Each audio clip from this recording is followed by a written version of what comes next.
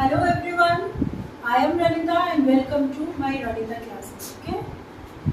Last video में मैंने quadratic equation के लिए कुछ इंपॉर्टेंट सम्स डिस्कस किए थे. I hope it is very useful to you and advantages also.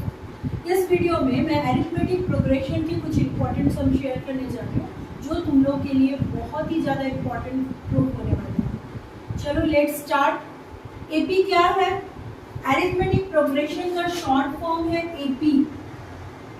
Arithmetic progression AP में हम लोग कुछ कंटिन्यूड टर्म के बारे में डिस्कस करते हैं जो कंसेक्यूटिव दो टर्म के बीच में एक कॉमन डिफरेंस होता है.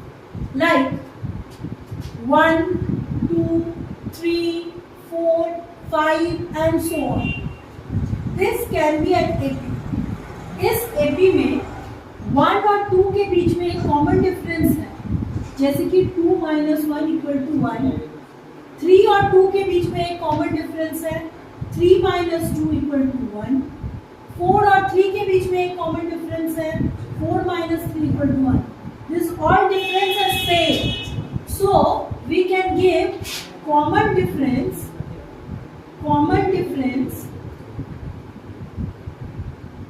को D से डिनोट करते हैं और हर एक सेकेंड टर्म से फर्स्ट टर्म को या थर्ड टर्म से सेकेंड टर्म को या फोर्थ टर्म से थर्ड टर्म को सब्ट्रैक्ट करने से जो क्वांटिटी आता है that is known as the common difference of this particular AP. I hope now it is clear. Actually AP में हर एक टर्म को हम लोग A1, A2, A3 ऐसे डिनोट करते हैं. जैसे कि फर्स्ट टर्म को तुम A1, सेकेंड टर्म को A2, थर्ड टर्म को A3 ऐसे डिनोट कर सकते हो. लेकिन ध्यान देने वाली बात है कि A1 और A2 के बीच में क्या रिलेशन है. A1 और A2 के बीच में एक कॉमन डिफरेंस का रिलेशन है. दैट इज A1 तो फर्स्ट टर्म है, it only be the A1, but A2 can be written as A1 plus D. Okay. A1 के बाद A2 को तुम A1 प्लस D के तौर पर लिख सकते हो, A3 को A1 प्लस 2D के तौर पर लिख सकते हो, A4 को A1 प्लस 3D के तौर पर लिख सकते हो and so on. So it means A2 means A1 plus D, A3 means A1 plus 2D and A4 means A1 plus 3D and so on. I hope it is clear to you. Now come to this first sum of AP I am going to discuss with you today. What is the question over here? Look at here. Find the common difference of an AP sequence where AN equal to 4n plus 5 given. It means here common difference is not given, first term is not given, we need to find it out, the common difference from these relationship. Okay, this sum carry 2 marks. इस तरह का sum 2 marks के लिए आएगा, तो ध्यान दो. Surely इस तरह का एक 2 marks का sum AP से तुम लोग को मिलेगा ही मिलेगा. तो कैसे solve करना है?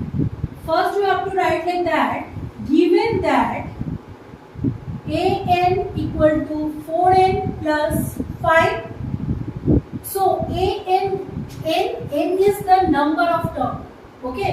So if we will take, if n equals to 1, then AN means A1 equal to 4 into, in place of n we will put 1 plus 5. So A1 equal to 4 plus 5 equal to 9. Understood this section? What I said? n का value अगर 1 लेते हैं तो A1 का value आया 9. Similarly इसी तरह A2 का वैल्यू क्या होगा? 4 into 2 plus 5 माने 8 plus 5 equal to 13. A3 का वैल्यू क्या आएगा? 4 into 3 plus 5 12 plus 5 means 17. A4 का वैल्यू क्या आएगा?